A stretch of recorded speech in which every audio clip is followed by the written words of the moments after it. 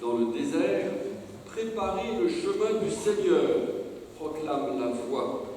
Tracez droit dans les terres arides une route pour notre Dieu. Pourquoi s'agit-il du désert? Pourquoi s'agit-il de terres arides? Isaïe écrit cela pour des Juifs en exil. Jérusalem a été ravagée, ils sont à Babylone et ne peuvent pas y retourner. Alors il y a entre eux et Jérusalem un désert, il y a des montagnes, il y a des ravins, il y a surtout une impossibilité de retour. Finalement, cette terre aride devient la vie même de ces personnes qui ont été déracinées et emmenées à Babylone. Cette même parole s'adresse sûrement à nous ce soir. Une terre aride. Qu'est-ce qu'une vie qui ressemble à une terre aride, si ce n'est d'abord une vie sans Dieu, bien entendu, comme une terre sans eau, une terre qui sûrement très bien, mais qui ne peut pas porter de fruits. Une vie sans Dieu, n'est-ce pas un drame particulier pour notre époque? Et même, j'attire l'attention sur la vivacité de notre foi. On peut très bien dire que l'on est chrétien, avoir un certain nombre de rites et de gestes, et cependant ne pas avoir une relation personnelle à Dieu, ne pas véritablement prendre le temps de lui parler, de l'écouter, de simplement lui présenter notre vie, de lui offrir. Alors, s'il n'y a pas Dieu pour guider, il n'y a plus de chemin, nous voilà dans ce désert, dans cette terre aride. Il y a sans doute une autre forme d'aridité dont malheureusement nous faisons beaucoup l'expérience cette année, c'est la coupure que provoquent ces différents confinements. Nous nous retrouvons dans un certain isolement. Encore hier, quelqu'un me demande des nouvelles d'un paroissien. Tout à coup, je me dis, mais oui, c'est vrai, je ne l'ai pas vu depuis plusieurs mois. Et je suis sûr que c'est pareil dans vos familles, avec vos amis, y compris au sein de la paroisse. Et même si aujourd'hui, on peut à nouveau célébrer la messe, ayant été obligé de les multiplier, eh bien, on n'a plus ce rassemblement profond des fidèles. On se retrouve, on aime à se retrouver.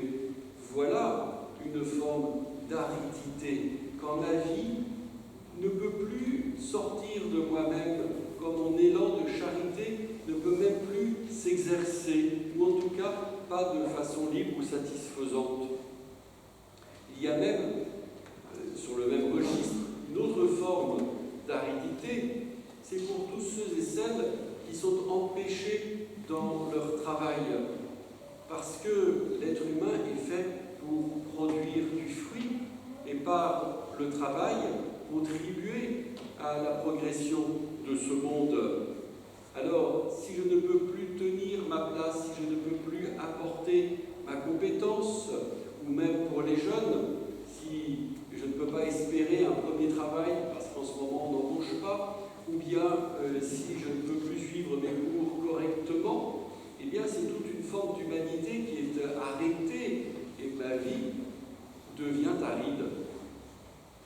Alors attention, je ne fais pas allusion ici au travail vécu uniquement pour s'enrichir. Vous avez de très bonnes paroles de notre pape François dans sa toute dernière encyclique Tutti Fratelli sur cette question. On peut mettre de grands mots, de grandes expressions pour décrire la démocratie, toute la liberté, le libéralisme économique, etc., mais qui peuvent en fait tout à fait cacher une forme de totalitarisme, de recherche de l'enrichissement pour lui-même, et pas du tout une forme d'altruisme, ni même d'ailleurs de réalisation de soi. Mais ce qui est bloqué dans notre monde aujourd'hui, c'est précisément tout ce dynamisme où chacun, chacune a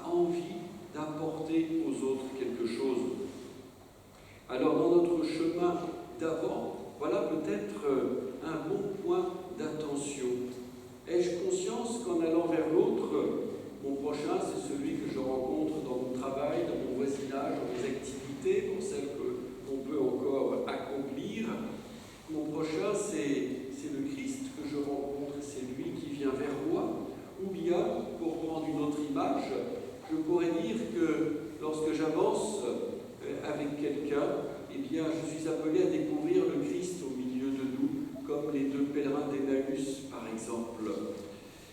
Voilà une façon d'enrichir notre vie par cette présence d'en haut, par cette vie d'en haut qui lui donne sens.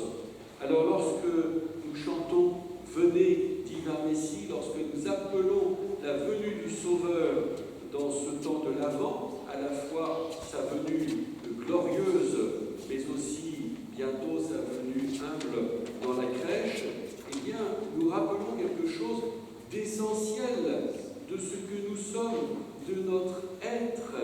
C'est que nous sommes faits profondément pour vivre en la présence de Dieu. Alors, cette attente est-elle réelle en nous, réelle en nos vies? Il ne faudrait pas que l'Avent se résume à l'attente des vacances scolaires ou des cadeaux de Noël ou de la dinde et du foie gras. Surtout cette année, ça risque d'être un peu compliqué. Donc, cette attente, c'est d'abord quelque chose qui me replace dans ma vérité par rapport à Dieu, dans ma juste relation à Dieu. Et ainsi, je peux à mon tour en rayonner, signifier que le tout de ma vie, ce n'est pas moi, ce n'est pas ce monde de façon immédiate. Le tout de ma vie, c'est ce projet extraordinaire de Dieu de nous rassembler